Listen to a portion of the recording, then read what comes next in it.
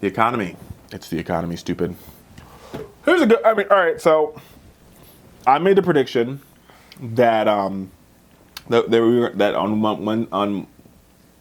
Wednesday morning they were going to halt trading because it would be such a free fall, and I was wrong. You were wrong. Dow futures did plummet in the wake and it was a shut off. They did shut them off because it plummeted too far. Mm-hmm. But this morning it seemed to be a rally. So we're in rally yesterday morning. We're in an interesting situation where the market is a fickle beast, right? I mean, I think the market, as it is described, the philosophy is that the market reflects all of the information that is currently available about the future, right? So the market, if there are people saying Coca-Cola's stock price is going to go up over the next 10 years, Coca-Cola's stock price already reflects that trend, right? That doesn't mean you should buy Coke now because it's going to be up 10 So you're saying in 10 years. The market... The dips already factored in? The dips only come in the case of Donald Trump in times of uncertainty. So when everyone showed up and they woke up on Tuesday morning and they saw Hillary Clinton is up by 3 to 4 points in the vast majority of polls that we've seen across the country. Then when it's 9 p.m. and 10 p.m. and 11 p.m. and people are starting to say there is high likelihood that Donald Trump is going to be winning the presidency, the markets adjust. Now, the reason why the market's tanked is the stock market sees Donald Trump as unpredictable. The stock market likes safe things. It likes predictable things. It likes Hillary Clinton.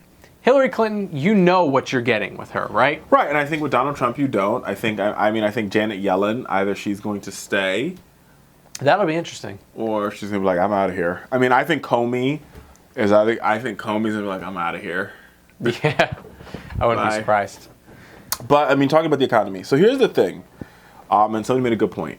So for the past 8 years, whether it be by using the power of the pen to raise the minimum wage for government contracts, whether it be the Recovery Act, whether it be the money that went into whether you like the Affordable Care Act or not, the Affordable Care Act put money into the economy, put money into the system. Yeah. Right? It was stimulus overall. The education bill that just passed put more money into this. So for the past 8 years, President Obama has really been incrementally and using public pressure. So like Walmart raising their wages. People don't understand how big of an impact that is. Walmart's the #1 employer in the country. So when Walmart, I don't agree with Walmart. I hate Walmart. But when they raise their wages by $3 for their millions of workers, that has a direct effect on the economy. Right? I mean, that's a perfect example, right? So Walmart, when Walmart has to raise their wages, we see effects across the entire economy because not only do people that are at the bottom of the totem pole have more purchasing power, they're also in a situation where they're less likely to have to take government benefits. Right. I mean, Walmart So you're gonna is sucking money out of the government by paying their employees so little. I think you're right on that point.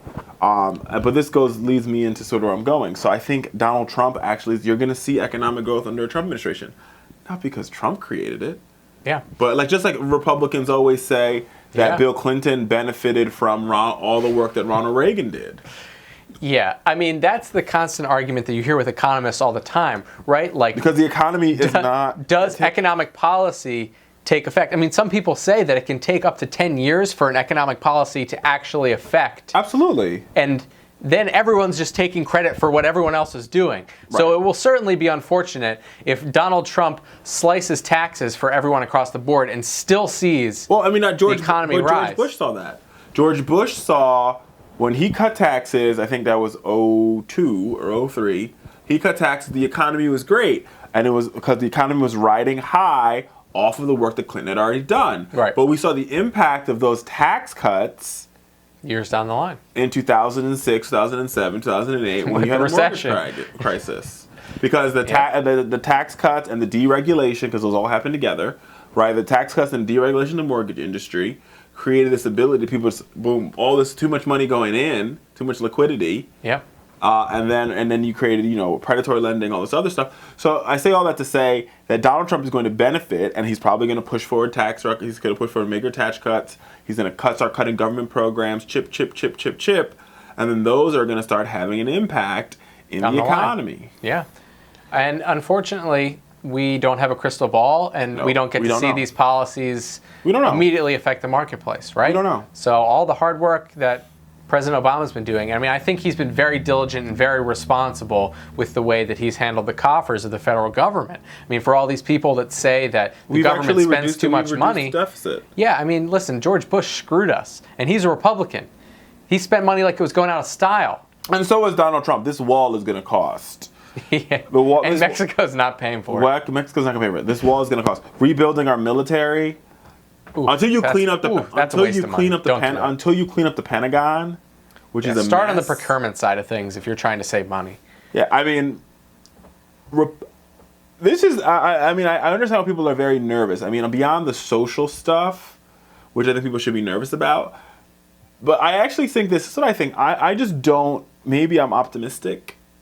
Why? I don't know, but I just don't think I think Donald Trump has fooled a lot of his voters, right, into believing that he's like this alt-right guy. And, hopefully. And I mean, that's the dream, and I think he gets in there and he's reasonable. He picked Mike Pence to get these conservative people, but I really don't see Donald Trump. I do believe that Donald Trump is pro-choice. And I think he's pro-gay marriage. He said he's pro-gay marriage. I wouldn't be surprised. I think he probably doesn't do anything. I mean, here's the thing. Like, Donald Trump, as someone who is borderline, like, I don't want to say sociopathic, but there's some kind of, like, ego thing going on there that's beyond, like, what's normal for a politician. And I think that because being pro-choice doesn't directly affect Donald Trump at all, he's not going to go out of his way to pass a bill about it. I tend to agree with that. I mean, I think that he's someone who, above all else, is interested in in Donald's best interests, right? So he's going to feel very strongly that, listen, we need to get in here and we want to lower the taxes because that does better for me and my family, right? I concur. I mean, I think, and I also feel as though the good news is, and it just really depends upon, now I think Democrats have 48. What are you talking about? 48 seats in the Senate. In the Senate? I think it's 48. So the Democrats are going to have to hold the line. Well, might have 47 because they kick Joe Manchin out. That's fine. Bye, Joe. You got to do it now. I mean, that's an investment in the future. And I really do. I mean, I know I said this a couple of times, but I urge Chuck Schumer to be like, that threat was cute. Bye. Yeah, we're not going to stand for it. We're not going to stand for it. Just go. Just leave. Just pack up your shit. Don't be part of our party. Go work for the Koch brothers. Go right over there. To the other side. To the right, as Beyonce would say. So there you have it, folks. It'll be interesting to see where the stock market takes us as Donald Trump actually takes office. Obviously, one would think that the stock market would tend to rise with the promise of tax decreases, especially for corporations. Who knows? But the stock market is risk averse, and he is a risky president. Crazy foreign policy does not do well for international trade. No, I agree. I think he's not going to do well for international trade, which affects the stock market. And I actually agree with him on a lot of the trade stuff, and I've said that before on this show. So yeah, we're back after this break.